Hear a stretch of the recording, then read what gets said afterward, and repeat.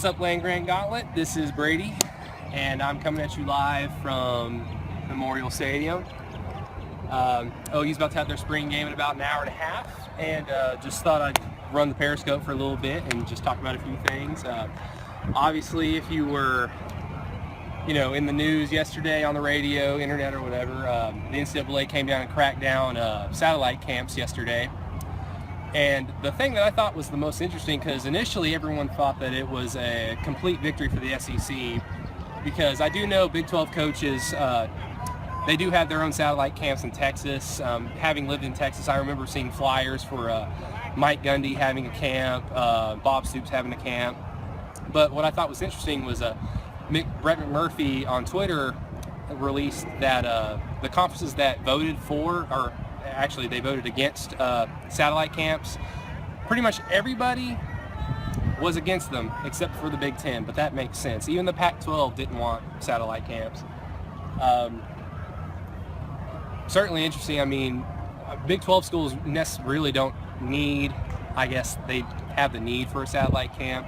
Most of their games are played in Texas or Oklahoma in the South. The SEC obviously doesn't want them at all. It makes sense that the cold weather schools up north are the only ones that wanted them. So just something to think about and talk about during the spring and the summer. Other than that, there was another Baylor, albeit former football player, accused of sexual assault. Shawn Oakman, the defensive end, the physically imposing defensive end from last year. He's going to the NFL this year. I'm always really cautious about these kinds of things because, again, it's our justice system. They are innocent until proven guilty. But when it happens and happens and happens, Baylor, it's not a good look. Something like the culture at Baylor obviously needs to change. Obviously needs to be something needs to stop. But that's that. So far, nothing concrete has come forward except for the accusation, but we at Land Grant Gauntlet, we will give you more information on it as it comes about. But other than that, we've got the spring game coming on. I know there are other spring games going on around similar time across the Big 12.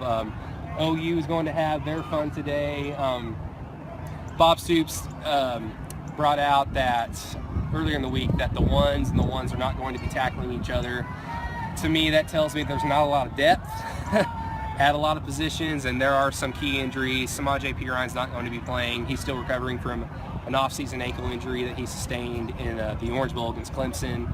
I don't really expect to see Joe Mixon play that much. I don't expect. There's Bob Stoops right there. Bob Stoops on the Land Grant Gauntlet.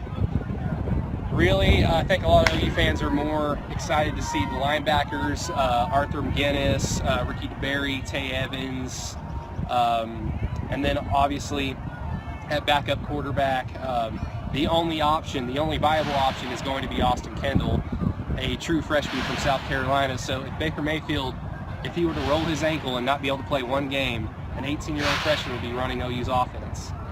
So everyone's going to be kind of watching and hoping that everything goes according to plan, no injuries, good fun, just your usual spring game. But other than that, everybody, I hope you all enjoy your Saturday of college football in the spring. It's going to be a lot of fun. And then it's going to be baseball season and the NBA postseason until we get to all gather around and enjoy football. I will be trying to run some periscopes during the game, some random plays here and there. If the internet access isn't working, I apologize. I just wanted to at least get one out here. But yeah, everybody, enjoy it, have fun, and go Big 12.